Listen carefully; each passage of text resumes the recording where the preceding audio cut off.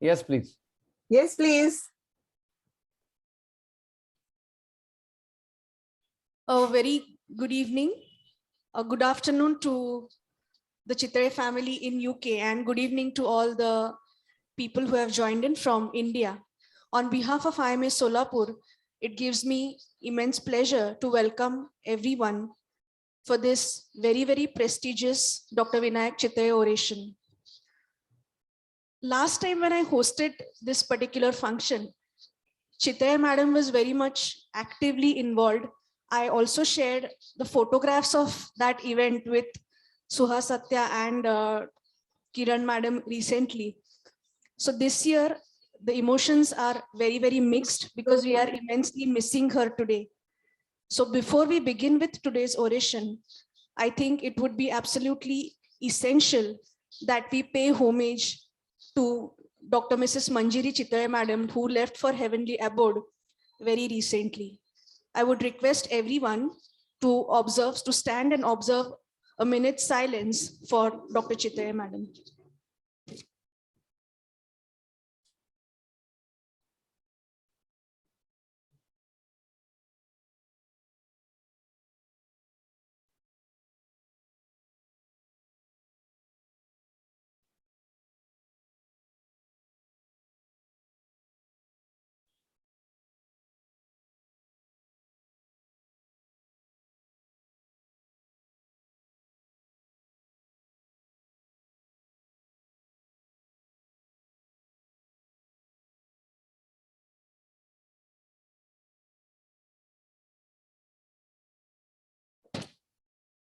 Thank you.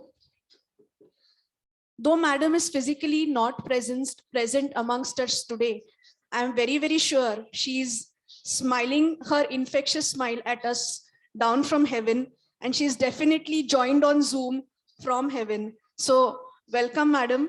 It gives me immense pleasure. I'm happy to welcome you too. I request President Dr. Milind Shah to address the gathering. Good evening, friends. I always used to say it gives me great pleasure. But you know, the same feeling what actually a spell by Dr. Namangi, it's mixed feeling because every time I remember my lady, actually the whom always used to inspire me for my work, Dr. Manjari Chitale. She was always used to sit here for this oration, used to guide us, used to help us for organizing this particular oration, and always used to take a lot of actually enthusiasm in conducting this oration in very proper way. And that's why we really miss you, ma'am, today for this wonderful oration, which we always look forward. And today, I'm really very happy to have none other than our very close friend, I would say the teacher, close friend, colleague, and all that you can say about Dr. Chandrasekhar Ponde. And I'm happy that I'm going to receive him at the Sholapur's hometown, where he's going to deliver this particular oration. Dr. Chitale, Dr. Vinayak Chitale, sir, always gave us a lot of actually the insight for our clinical practice. I had witnessed his work. We attended so many actually of his procedures. We started following those procedures, especially pull through technique while closing the abdomen. I still remember his wonderful Satar play. I still remember he used to always challenge me, recognize this rag, which rag this is. And suppose I used to fail, नेहमी म्हणायचे ते की अरे काय तुम्ही music शिकता आणि हे सगळ्या आठवणी आणि मग when I used to go to his house, he used to always tell, I remember Prabhavati used to be there, pithla छान करा मिलिंद सरांना पिठलं आवडतं. So all those memories, you know, always gather when you have a wonderful oration organized under Regis of Indian Medical Association. So friends, I welcome you all as a president of Indian Medical Association for this oration, where every IMA member of Solapur look forward to attend and listen and remember this wonderful duo, Dr. Vinayak Chitale and Dr. Manjari Chitale. Thank you very much. PPT share kara.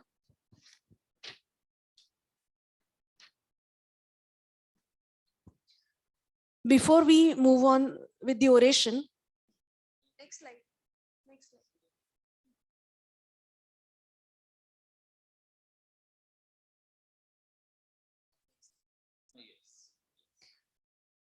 I would like to briefly introduce the legend Dr. Vinayak Raghunath Chitale. Dr. Chitale was born at Pune on 16th of February 1933. His schooling was at Dapoli in the district of Ratnagiri, passed his SSC in 1949 and stood first in the Ratnagiri district and also 17th in the board. He passed his inter science from Ferguson College in 1951 with first class. He joined the BJ Medical College in Pune in 1951 and stood first in university in first MBBS, also first in university in second MBBS and third MBBS with first class in 1956. He passed his MS in general surgery at very first attempt in June 1960 and got the FICS in 1980. He worked for 4 years in Sassoon Hospital in the general surgery and orthopedic departments. Also worked for 6 months at Tata Cancer Hospital. He worked as a surgeon at the Dhanraj Girji Hospital of Solapur from September 1960 to April 1963. He worked as a surgeon and partner of Solapur Clinic from April 1963 to February 1973. He started his own nursing home, Chitale Clinic, from 1st of January 1973. He started working as an assistant honorary surgeon at General Hospital and honorary professor in the Department of Surgery at Dr. VM Medical College, Solapur from April 1970 and retired on 16th of February 1993 on completing 60 years of age. He worked for 2 months, July and August 1979 at Bristol in UK for advanced training in neurology and plastic surgery. He did about more than 1,000 plastic surgical procedures and over 2,000 endoscopic procedures in medical college hospitals. He published more than 90 papers in national and international conferences, gave many lectures, chaired numerous sessions in conferences of general surgeons, urologists, plastic surgeons, and also pediatric surgeons.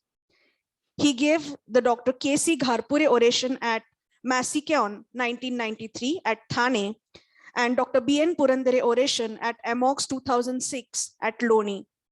He was recognized as a postgraduate teacher at Shivaji University in MS General Surgery since 1975.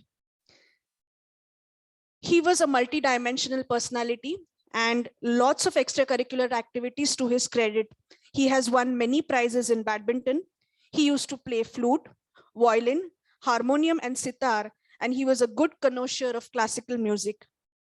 He left for heavenly abode on 29th December 2014.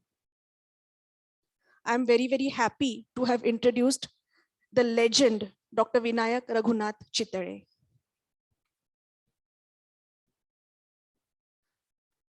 Before we go ahead with the oration, we would like to formally start this meeting by lightening the lamp.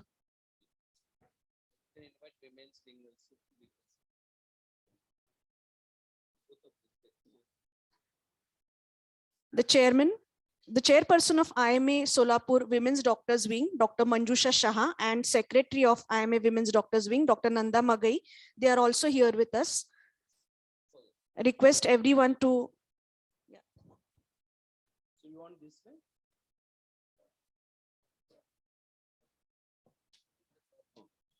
The banner पण दिसायला पाहिजे. Banner दिसतंय ना? Okay. Banner दिसतंय?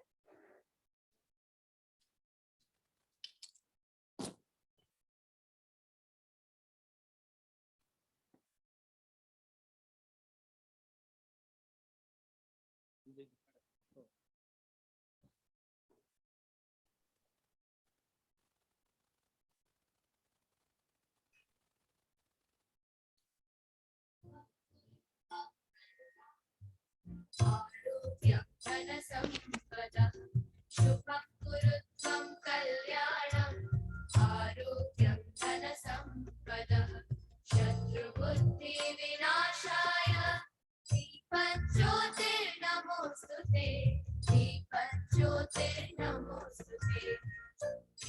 We are really missing Dr. Kiran, Dr. Suhas, and Dr. Sudhanshu for this lamp lighting. But I'm very sure virtually you are very much with us to lighten this lamp. And same with our guest, Dr. Chandrasekhar Ponde. We are very much with you, though not in person, we are with you with our hearts.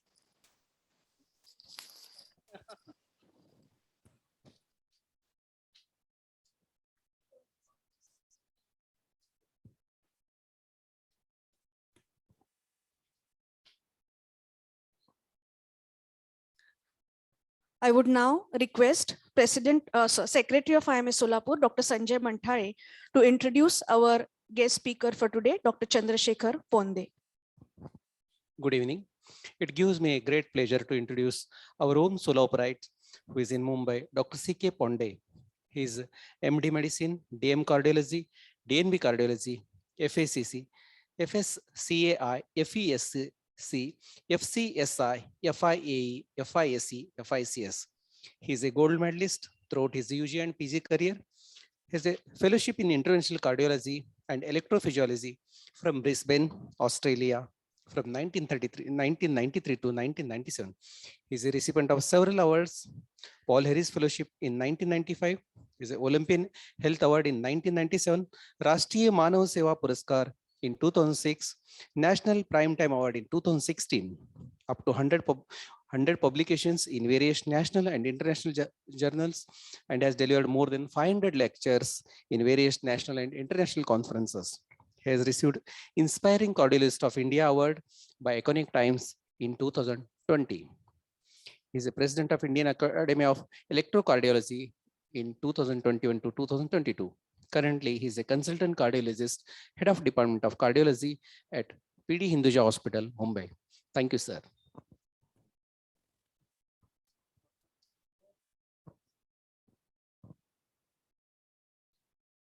Thank you, Dr. Sanjay.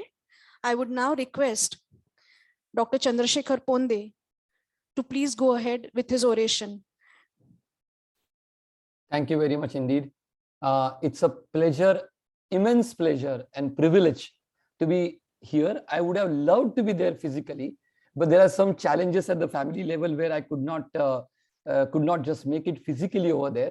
Nevertheless, I'm here now, and I immensely thank the IMA Sholapur branch. This is the second time I'm giving the IMA Oration of Sholapur. 8 years ago, I delivered another oration on medical ethics, the changing face of medical ethics. And that was very well appreciated. And this time when I was invited by Sudhanshu, my very good friend, and knowingly or unknowingly, a person who ignited the academic fire in my belly in undergraduate days.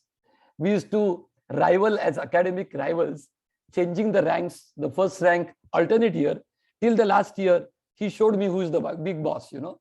So Sudhanshu, thank you very much.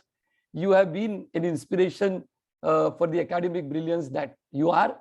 And I always used to see that how can I write my journals the way Sudhanshu used to write? That was always my passion. Oh, I must write the way Sudhanshu completes his histopathology journal, biochemistry journal, and things like that. So here there is some background noise. Thank you.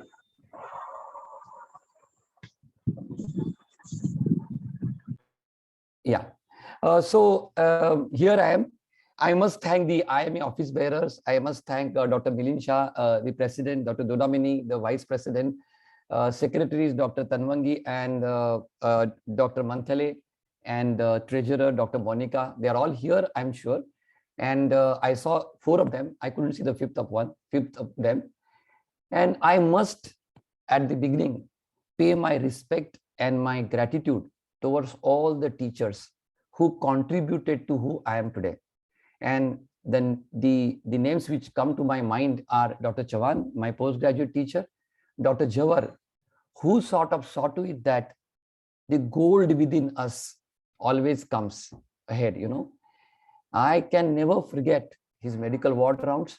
I can never forget his clinics and the type of, you know, flies I used to have in my belly while presenting cases to him.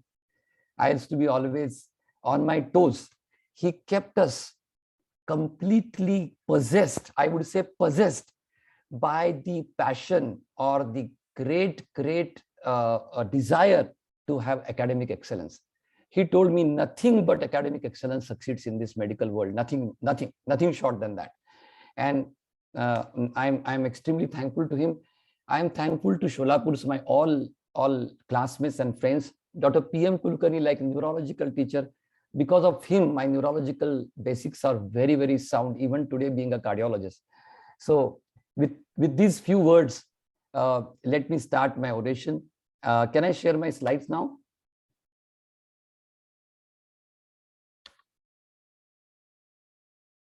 Can you see the slides? Yes, we can. Can you see it on the slide mode? Yes, yes, we can see on the slide mode as well. Yeah. Thank you very much. Thank you very much. So when Sudhanshu called me, I thought, what would I talk, you know? Then I said, IMA is a mixed crowd. There are cardiologists, there are physicians, there are gynecologists, anesthesiologists, pediatricians, and doctors from all walks of life in healthcare at large. What would be most relevant to them today? And then it suddenly struck me, artificial intelligence in healthcare. I am going to take you through a wild journey, absolutely wild journey, to where we were as medical students to where we are today, and where we are likely to land in future 5 years from now. I remember when I was even studying in Mumbai, to call my parents, I used to stand in the queue of a STD booth after 10 p.m. because that was at a quarter rate to save money. And if somebody would have told me at that time, Shekhar, 20 years down the line, you will be able to speak to Sudhanshu on a WhatsApp video call with a live video of his on, I would have said, you are crazy. How can that happen? But that has happened. It is in our hands right now.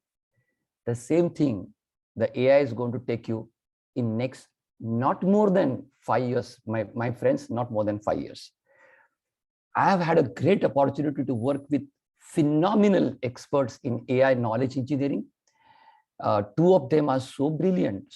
One of them is a 24-year-old girl from South. I will show you her picture.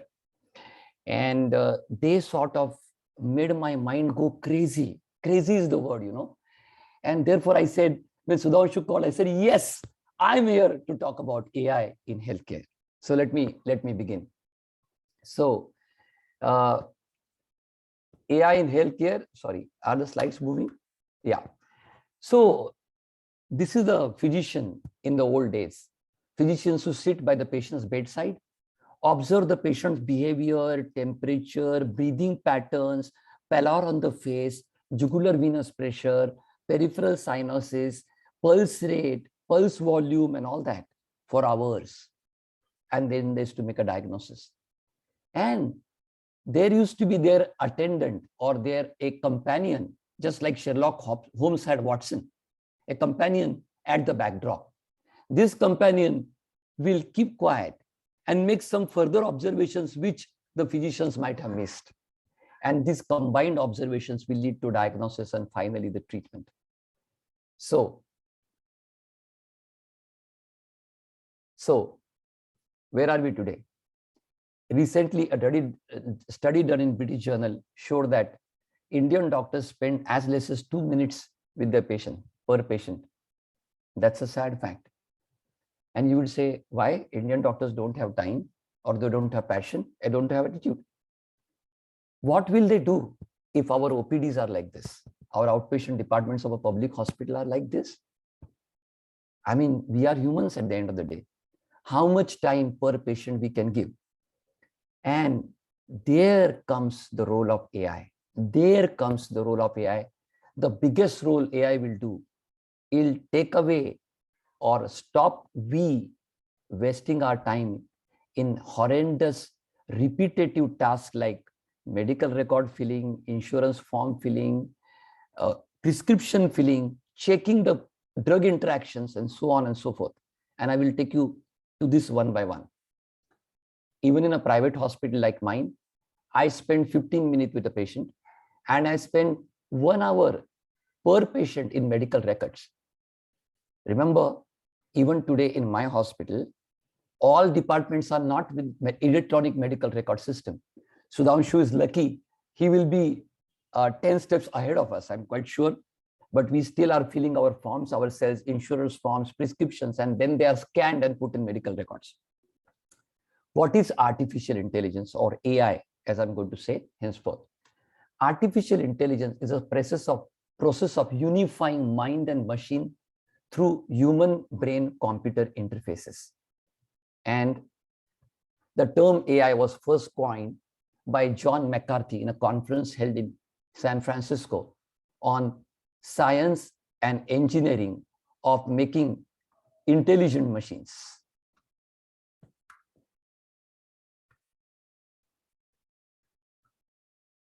So AI in healthcare is nothing but combining the brilliant brains of experienced doctors together in one supercomputer or multiple supercomputers, which will help the healthcare fraternity to use that brain for the benefit of their patients. In other words, the theory and development of computer systems able to perform tasks that normally require human intelligence, like visual perception. I'll give you a classic example. An ophthalmologist sees a retina, all right? He diagnoses diabetic grade 4 retinopathy and spends half an hour per patient. Whereas a retinal scan can do it in less than 3 seconds. Less than 3 seconds. Speech recognition, which is already there in your mobile phones, right, is already there. Decision making, which I will show you, and translation between languages. AI has occupied virtually all facets of our life today, right from transport of goods, industry, aviation, computers, laptops, health monitors, finance, and industry. Everything AI has occupied. And AI has reached healthcare already 10 years ago in bits and pieces, not in a very super constructive way, but it is going to do so in the next 5 years in a very huge manner. In other words, in AI in other fields, where is it? You'll ask me. Dr. Ponde, give us some few examples. Garry Kasparov, the world champion chess master, was defeated by Deep Blue, the supercomputer, the precursor to IBM Watson in 1997. You'll ask me, Shekhar, how can a computer beat a chess master? I will tell you. Why did the computer beat a chess master? All right. He beat the chess master because human brain has fatigue.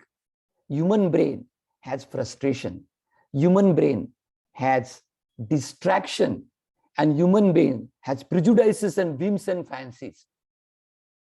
AI, a computer fed with AI, with millions of chess moves of multiple experts across the globe, did not know fatigue, did not know frustration, did not know prejudice, and it defeated Garry Kasparov hands down. That was the first example what AI can do. And this is the Tesla car, the driverless car of Google. And this is driven by an artificial intelligence in its dashboard, a driverless car. All that you have to do is feed the destination by a voice command and say the shortest route, and it will take you there at a discernible speed and without any major hiccups. This is nothing but artificial intelligence. This is already happening in multiple states in India. Automatic recognition of ripening of tomatoes by artificial intelligence. It just picks up ripened tomatoes which are about to ripen in the next 3 days and leaves everything else behind on the trees.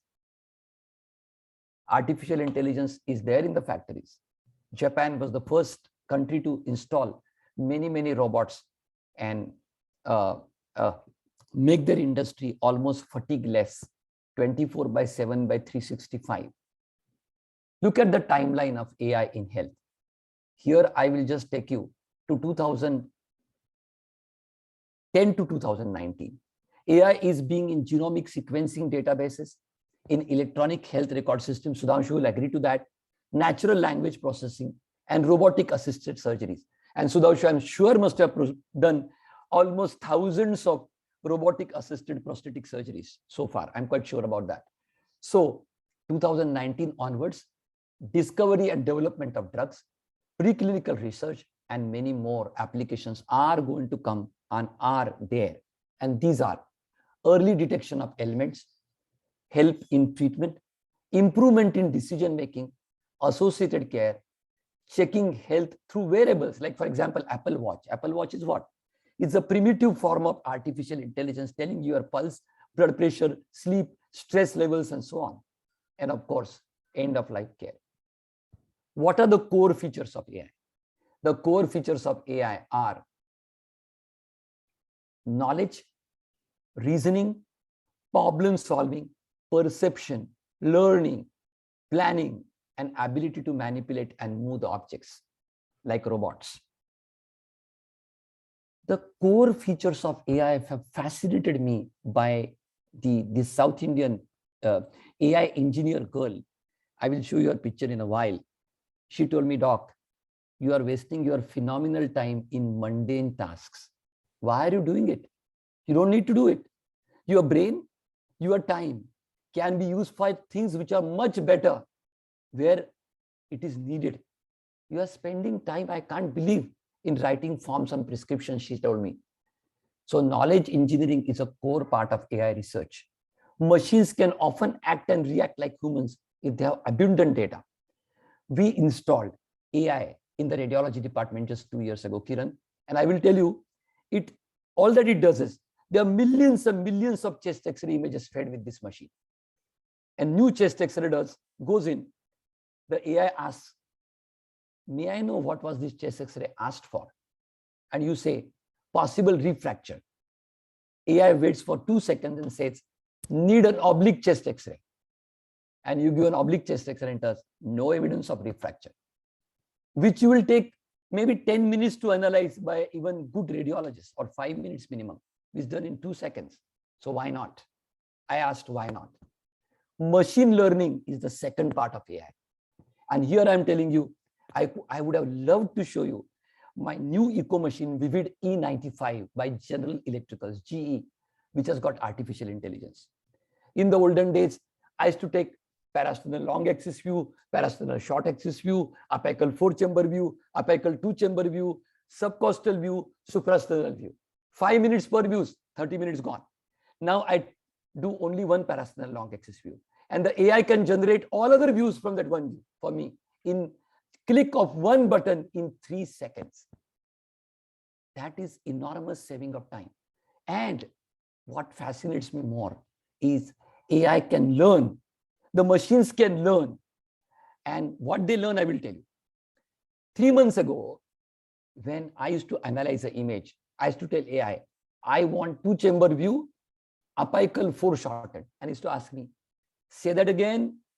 And I will say that again. And he say, don't know that command. Today it says, doing it, wait a second, and it doesn't. Just by commands and commands and command, it has learned to give me a 4 shortened apical 2-chamber view in 3 months. So that is what machine learning is all about. So you have computer science, then you have machine learning, and you have deep learning. So engineering experts use a software. They put labeled data. What is labeled data? Labeled data is data from all randomized control trials, large data. And then they put an open source there. What is open source? Open source is nothing but giving the machine a little window to think and learn. Little window, not big window to supersede your intelligence and not override you. And then you are going to go to deep learning in 10 years. Deep learning is a scary thing. Those supercomputers may override brains of human beings in no time. And I will show you one very beautiful article by Elon Musk just 3 days ago. So timeline of machine learning is artificial intelligence, machine learning, and deep learning. Deep learning is going to drive the AI boom by 2030 in another 8 years from now. If we are alive by the time, We'll see that happening. And the application of AI in machines, medicine has two main branches, virtual branch and a physical branch. Virtual branch will do image analysis of radiological images, pathological images, mammography images, CT images, MRI images, and images from any walks of life. What interests me most is, you know, and we know that images, any imaging technique is operator dependent. If an ultrasound is done by a novice and an ultrasound done by 20-year senior radiological expert, the analysis could be different, isn't it? This gap between the experienced clinician and a novice is bridged by AI. Even a novice sits on an ultrasound machine now and gives 2 images to AI. AI will tell that novice, no, I need one more image in this particular direction. I need one more image. I need one more image. And all these images are fed up. It will only focus on the area which shows abnormality, where you can focus and come to a diagnosis. That is the beauty of AI. Deep learning devices, mind you, they will not replace clinicians, but they will reduce the time of the clinicians in labs so much that you will have more times for your families, more times to spend with your patients in a compassionate manner. Today, do I have the time to hold the hand of my patient and say, things are going to be fine. You are going to be good. You are going to recover. No. Today, a consulting is writing a prescription, telling pros and cons of a treatment, and that's it. Tata, bye-bye. I will show you what is going to happen. This is prostate, a prostate's histopathology slide. The AI is focusing here, and the AI zooms here. And the AI is very efficient in accurate search of sub-areas of an image.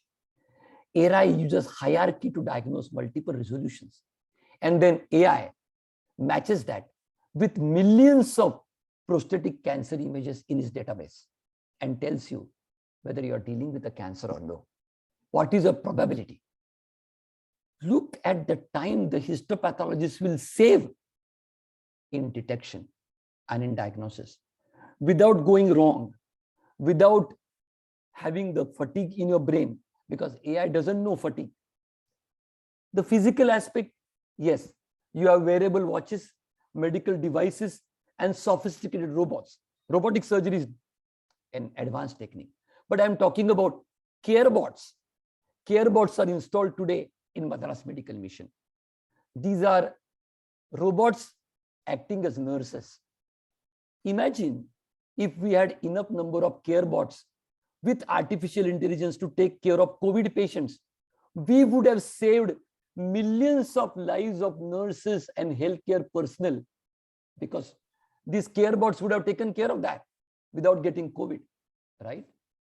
This is the future, and this is where we're going to land up in 10 years' time. Use of robots to deliver treatment.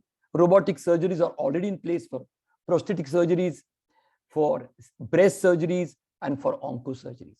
And use of robots are going to come to monitor effectiveness of treatment. What are the growth drivers of AI in healthcare? The growth drivers are the ratio of healthcare personnel to 1,000 population is dwindling. There is increasing individual healthcare expenses, and Sudhanshu will vouch by it. Larger geriatric population across the globe, and increasing global healthcare expenditure. So you have rising healthcare costs per family. You have rising geriatric population. You have individual budget of a country, and you have dwindling healthcare personnel. AI will help medical practitioners to achieve their task with minimal human intervention, which will be a critical factor in meeting increasing demands in the next 20 years to come. WHO has already forecasted global shortage of healthcare professionals. It reports that shortage can mount up to 9.9 million physicians by 2030. In Southeast Asia alone, in the next 10 years, we will have 4.7 million shortage of healthcare workers. How are we going to bridge it? So the benefits of artificial intelligence are clinical decision making. And proudly, I will tell you here that one of my classmates who used to call me a repetitive, hardworking laborer, he used to literally call me, Ponde, you are a laborer. You keep on doing the same thing again and again without getting tired. What kind of a clinician are you? And I used to tell him, Joseph, what do you want to do really? And he told me that day, I remember when I passed my DM cardiology, 1990, he told me, I will show you what I can do. Now it is almost 30 years. And he has designed a software with multiple experts in Europe. The software is called Isabel. It is yet to get licensed. Sudhanshu might have heard about it. It is installed in 3 of the major hospitals in India in the emergency departments. And you have to test that software to see the beauty of it. You just, even if a donkey is sitting as a casualty medical officer, he cannot miss a diagnosis with Isabel. Just cannot. All that he has to do, 60-year-old man coming with acute breathlessness, 3 hours duration, pulse is 110, BP, the moment you keep the differential diagnosis keep on shuffling, acute pulmonary embolism, tension pneumothorax, acute left ventricular failure. The moment you say BP 200 by 110, hypertensive heart failure comes at the top. If you keep BP 90 systolic, pulmonary embolism and tension pneumothorax top. If you keep the history, three weeks ago had a total hip replacement and was immobilized, pulmonary embolism tops the list. And it says next three tests are D-dimer, CT pulmonary angio, and a bedside echocardiogram. I mean, what more do you need? That is what AI is going to do for your emergency healthcare. It will replace human judgment in certain areas like radiology. It will have up-to-date information from journals, textbooks, and clinical practices. And it will bridge the gap between an experienced medical officer on duty versus a novice on duty. There will be no difference. And 24/7 availability of an expert without fatigue, without medical leave, without casual leaves, without sick leaves, he will be always there. So benefits of intelligence are early diagnosis, prediction of outcome of diseases. AI system can increase patient safety and reinforce non-pharmacological management. I will tell you, if a patient with dyslipidemia comes to my clinic, what do? I say, just follow low-fat diet, do regular exercise, take a statin, come to me back in 3 months' time. But AI will tell the patient what is the importance of regular aerobic exercise. How many years of healthy life aerobic exercise can add in his life. It will tell the patient side effects of statins. It will tell the patient what diet to follow, which oil is the best to consume. It will tell the patient what do dry fruits do, what do oats and cornflakes do. Everything in a touch of a button. So what you don't have time to spend with the patient, AI can do. Learning and improvisation, it will do from time to come. What are the exciting areas where AI can and will make a niche difference? And I identify 6 areas. Better organized healthcare logistics, medical record keeping. You know, in US alone, 3 million patients miss their doctor's appointments every year. Why? Traffic, poor connection between the public relation department of the hospital versus the patient. All this AI can bridge. AI can tell you, AI can book a Uber for you in the best possible time slot, can take you via shortest route to your designated hospital, can tell you which queue to lodge in so that you can save your time. boosting drug design. Estimates put that it takes around 12 years and $2.9 billion for an experimental drug from concept to market. And who pays this cost of $2.9 billion? The patient at the end of the day. Therefore, every new drug is so damn expensive. An ordinary patient cannot afford it. With AI, the time of the clinical trial can be shortened by 1/3. The time from concept to drug coming to market can be shortened by 90%. That will make the drug cheaper and many patients can afford it. Recently, I heard ACC president giving me a hint upon health equity. What is health equity? Every individual should have a right for equalized healthcare. A rich person getting Arni and a poor patient getting enalapril. Not done. Every patient should have right to the best of the treatment. That is health equity. If the drugs become cheaper, every individual can afford the drug and we can achieve a dream reality called health equity in this country. It doesn't exist even in UK today. It doesn't exist even in US today. It exists in no country today. So with drugs becoming cheaper, we can achieve it. It can find new associations between patterns and risk of diseases. You know, Google researchers fed retinal images to diagnose various types of retinopathies. You know what happened over a period of time? The AI learned to predict cardiovascular diseases from retinal scans. Machine learning. God damn it. What is it? I installed this in my hospital around 8 months ago. And we are now able to diagnose uncontrolled hypertension, a pending heart attack, untreated dyslipidemia, high blood sugar, untreated, psoriasis, and many other skin conditions by a simple plain retinal scan. A Google product, fairly cheap at the current time, but mind-boggling. So AI is doing this right now. A simple retinal scan can tell you multiple diseases. Improve on working conditions.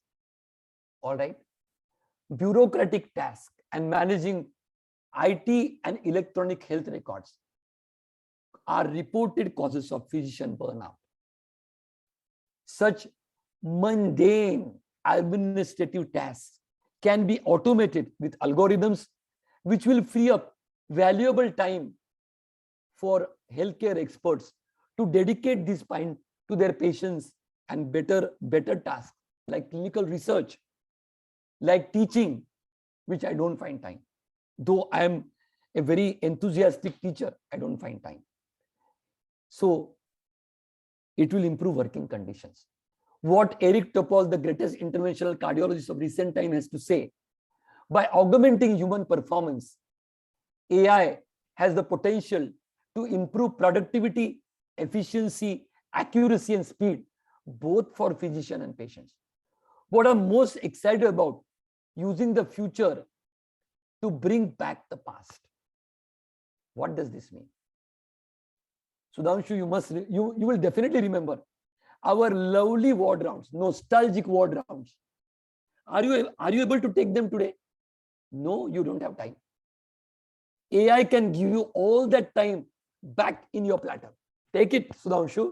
Run your ward rounds. Teach avidly and feel great about it.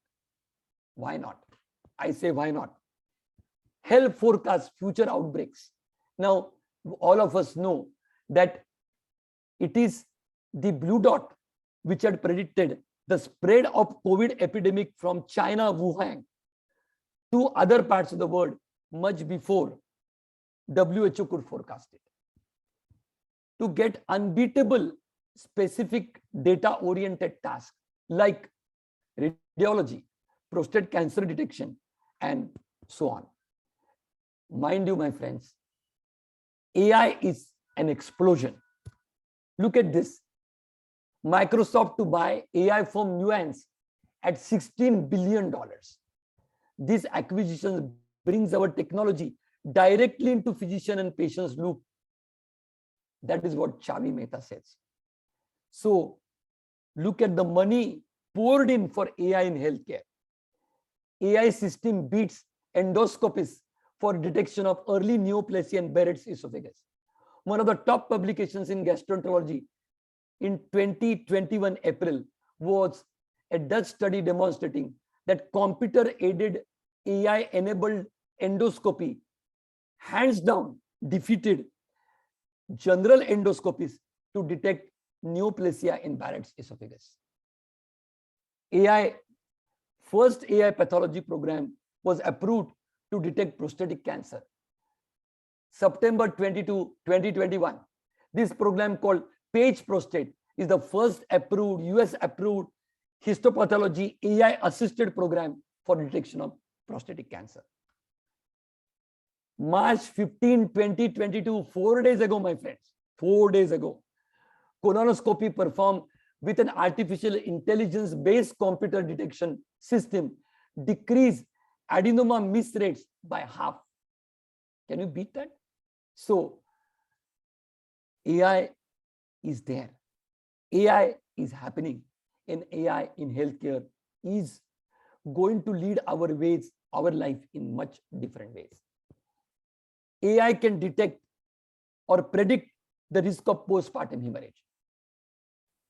Postpartum hemorrhage is a preventable cause of maternal mortality. But 8 out of 10 times, it takes the gynecologist by surprise. No more now. You feed 22 clinical variables to the AI, and it will tell you the risk of that woman having postpartum hemorrhage with 97% accuracy. So you can be prepared with blood transfusions. You can be prepared. Your mind, your body, your infrastructure, your nurses, your anesthesiologists, your blood bank can be prepared to handle that woman in the best possible way. India's healthcare landscape. Here, I feel sad to say that India spends only 1.2% of GDP in healthcare, as against what we should be spending is 9%. And look at on the right-hand side. Doctors per 1,000 population ratio, nurses per 1,000 population ratio, and hospital beds per 1,000 population ratio is lagging far behind than WHO recommended goals. How do we bridge this gap? We can bridge this gap if AI comes and tells you how to utilize your hospital beds better. Which patient, when admitted, is likely to give best risk to benefit ratio. AI will tell you that. A voice-based analysis can detect many lung diseases. And recently, I was the part of this study, a voice-based application on a mobile phone to detect COVID-19 with 87% accuracy.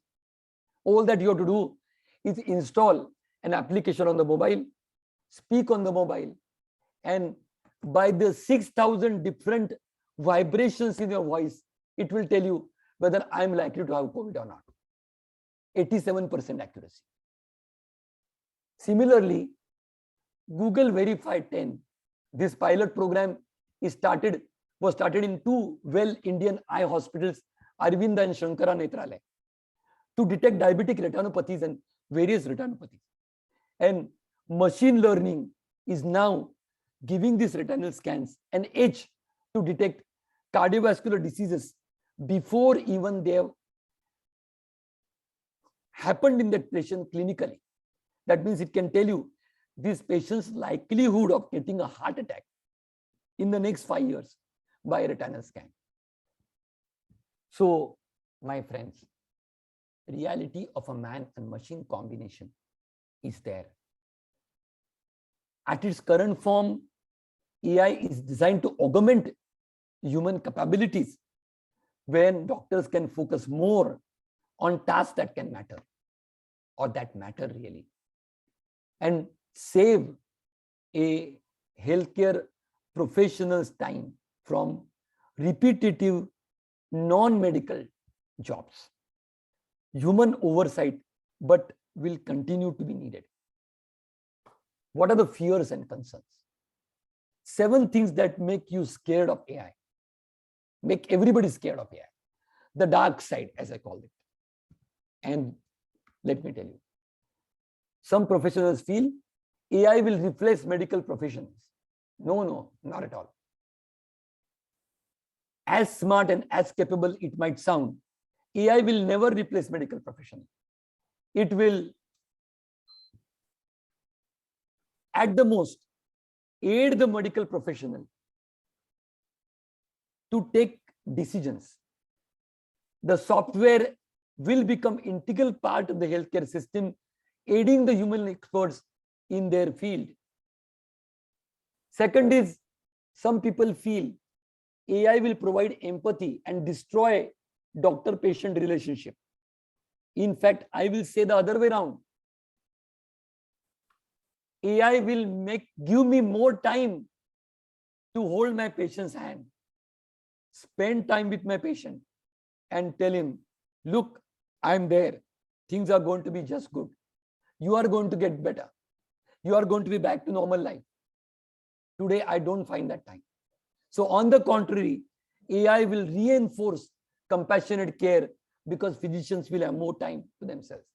So, my friends, hold AI in your hand and hold your patient's hand in another hand. That's the way AI is going to shape your future. As AI tools manage repetitive on time demanding tasks, at the back end, AI will keep on doing this mundane tasks for you. Maintaining medical records, writing prescriptions, filling healthcare forms, filling insurance forms and data, and you will have more time for your patients. Third, AI will compromise privacy related to patients' confidential records. That, I think, is a real fear. Because Facebook had sold its data, right, to many vendors for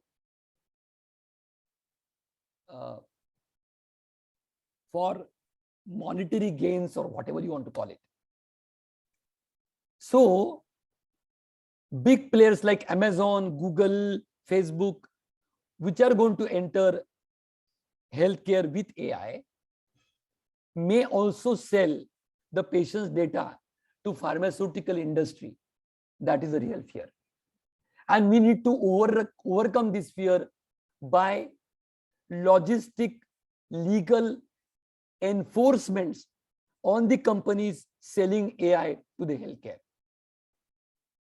The next fear is AI will create fully autonomous surgical robots and surgeons will become extinct. That is never going to happen because robots can assist in basic tasks, but these robots require human surgeons to function because humans can see what robots cannot see. What is that? Variation in anatomy from individual to individual that robots cannot see. So humans will be required at all surgeries, irrespective of whether it is robotic surgery or not. Some doctors fear AI will make medical decisions alone. I don't think so. AI will not make the medical decisions alone. AI will make medical decisions in concert or in conjunction or with hand in hand with a medical expert. What is important is AI is not immune to bias. What do I mean by that? Remember, majority of the clinical trials in the world today are extremely white and extremely male. What is that? That means Majority of the patients enrolled in the clinical trials are male, and majority of the patients enrolled in clinical trials are white. Very little population from Indian continent, African continent. Then do we apply the results of those trials to India, to Sri Lanka, to Singapore, or Eastern countries? I don't know. So if you apply the AI-based decisions to a large variety of population, then you might make a clinical bias. That is one thing which we have not solved so far. Last fear is AI will reason like humans do. No, AI don't have their own reasoning capabilities. So I don't think AI will reason the way humans do, because they don't have consciousness like humans do. We have consciousness and we have conscience. AI doesn't have that. So AI will never replace human judgment, as we call it. That can be taken only by an experienced physician with the information and accuracy provided by AI. It can always supersede the AI's decision, saying that, no, I don't think so. Right? So all these fears are there, but they can be, to a large part, overcome. So change can be scary.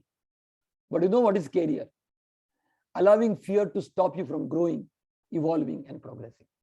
And I fully trust in this. I'll give an example. When mobiles came in the market, we doctors are always scared of technology. We feel we are not computer experts. We are not technological experts. We don't understand software. We don't understand computers.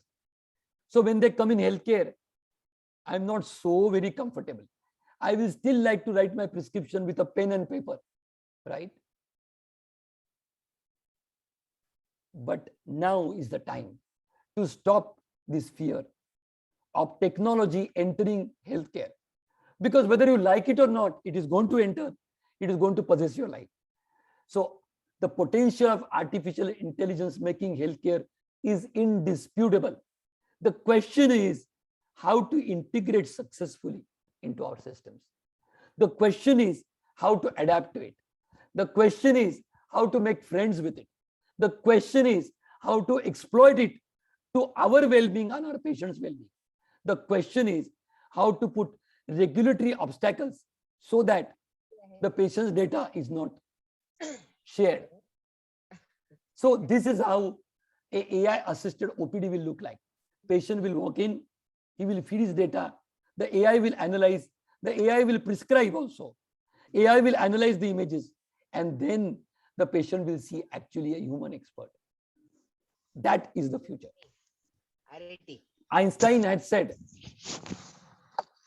there is a background noise, can we stop it? रॅट केली नाहीच actually केली म्हणजे काही केली नाहीच ते.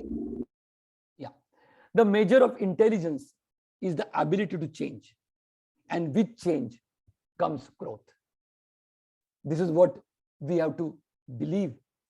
So ladies and gentlemen, let us join hands with the AI.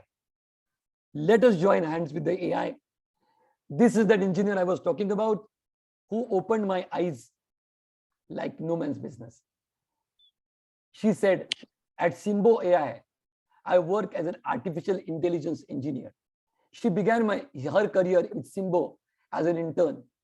And I pick up on things that are not common knowledge in technology. And I now integrated it into knowledge engineering.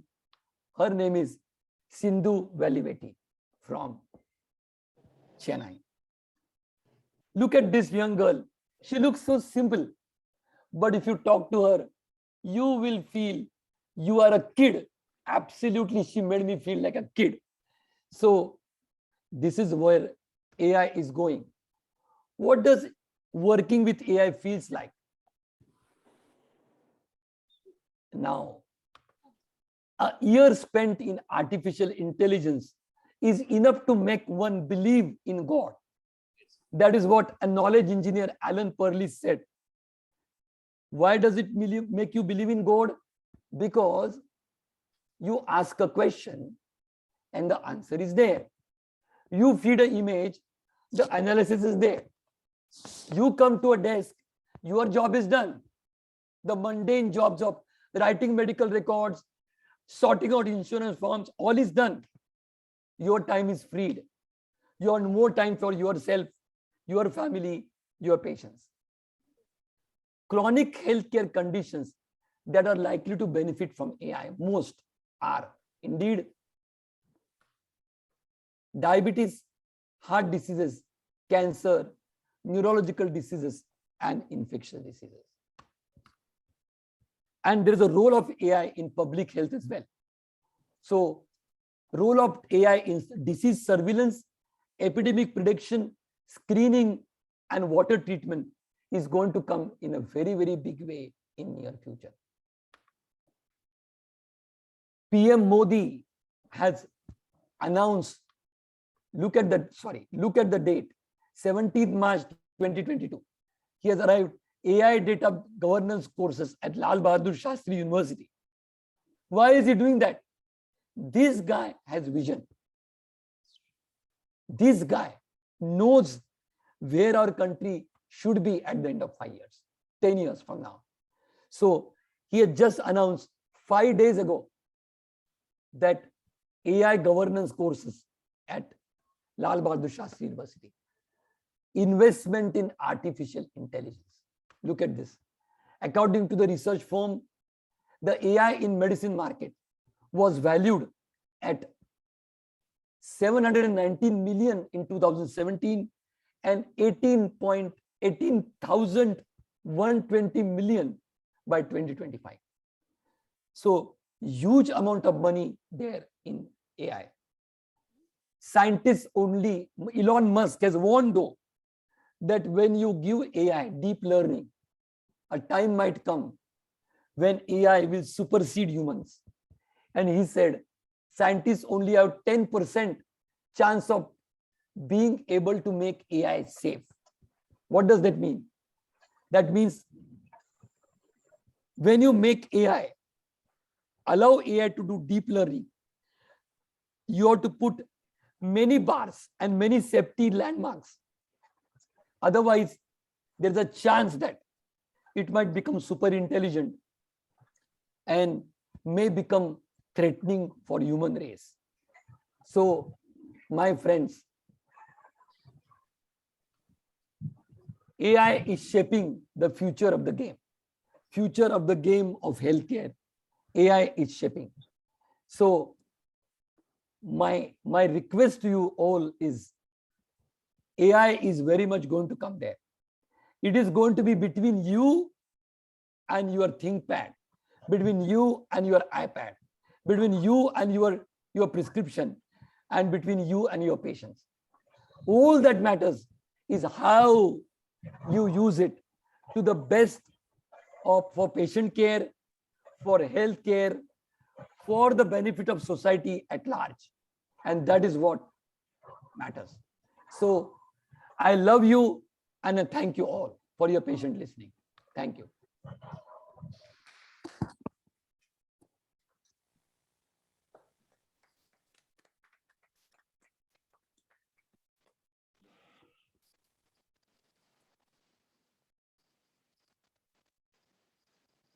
I hope I was in time. I don't know. Yes, I was.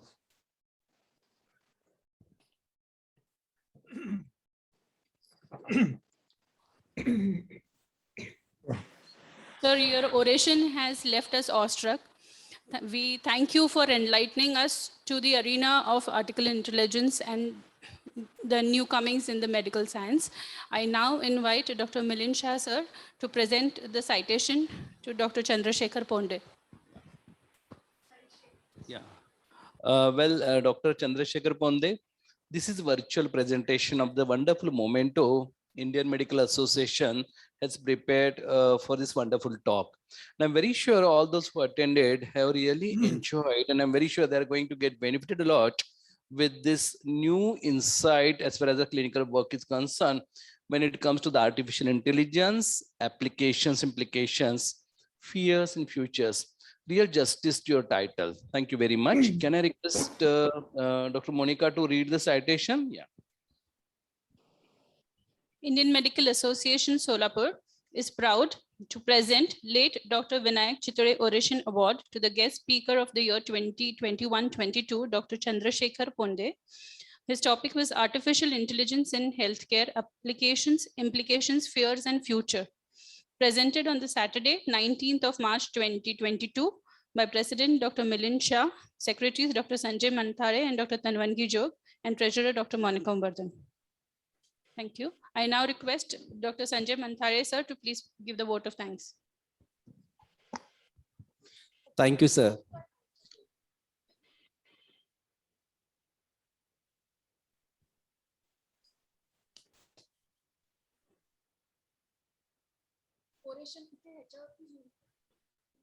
I thank you. I thank all of you. I thank Sudhanshu and Kiran to be here. It's such a pleasure to see you both here. I thank Suhas to be there. After a long, long time, I'm seeing her. And I thank IMA to invite me to be a part of this wonderful program. I'm touched and overwhelmed. Yeah. Thank you. And this is a special gift as well, Dr. Chandrasekhar Ponde. See, these are the carpets prepared by blind children. You know, there is one school run here in the city of Sholapur, Damani Blind School. And the children from that school have prepared this for by those children. So we are going to bring all those things to you personally when we'll be in Mumbai, and we'll be happy to give you the trophy as well as gift to you when we'll be in Mumbai. Any one of us, could be Suhas, could be Tanvangi, me or Monica, will definitely see to point that it reaches you. Thank you very much. Yeah. Thank you. Milind, can I just break the protocol and say a few words? Absolutely. Yeah. Yes. Sure. Well, as usual, the IMA and Milind approached me as to who we going to choose as the guest speaker. I couldn't think of a better orator than our today's guest speaker, Shekhar Ponde. Shekhar has been my pal, a great companion for many, many years, right from the 10th standard school, 12th standard, and all the way up to post-graduation. So we studied together, we laughed together, we cried together, we walked together, the journey of our medical school. And I couldn't think of any better orator today because, as you know, he's not only has a passion for his subject, as you've seen, but he's also very compassionate about his patients. And that's what we like about the speaker today. He has made a huge difference to the lives of many, many patients, including my own father-in-law, who I must say, without his input, would have lost out on 1 extra year in his life. So thank you again. And thank you for a fantastic talk on AI, which in my childhood, I only knew as Air India, but now I know it's also artificial intelligence. And thank you for a very exemplary and articulate presentation on such a difficult subject that you made us sound so simple. Thank you again, Shekhar. Thank you. Thank you, Sudhanshu. Thank you, Dr. Sudhanshu.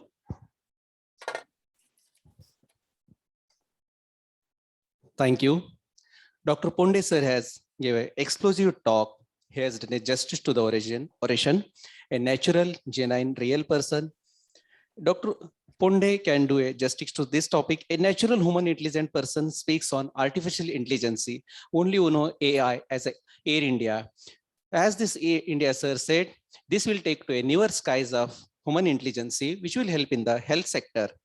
We, the office bearers of IMA Sholapur, are extremely overwhelmed with your oration and your experience in the field of medicine. We are also thankful to all the members of Chitale family, Dr. Kiran, Dr. Sudhanshu, Dr. Suhasini ma'am for gracing this occasion. We also thank all the attendees who attended this function on net. Ponde sir, we are proud of you. Thank you, sir. Thank you, and all. Thank you very much. Recording stop.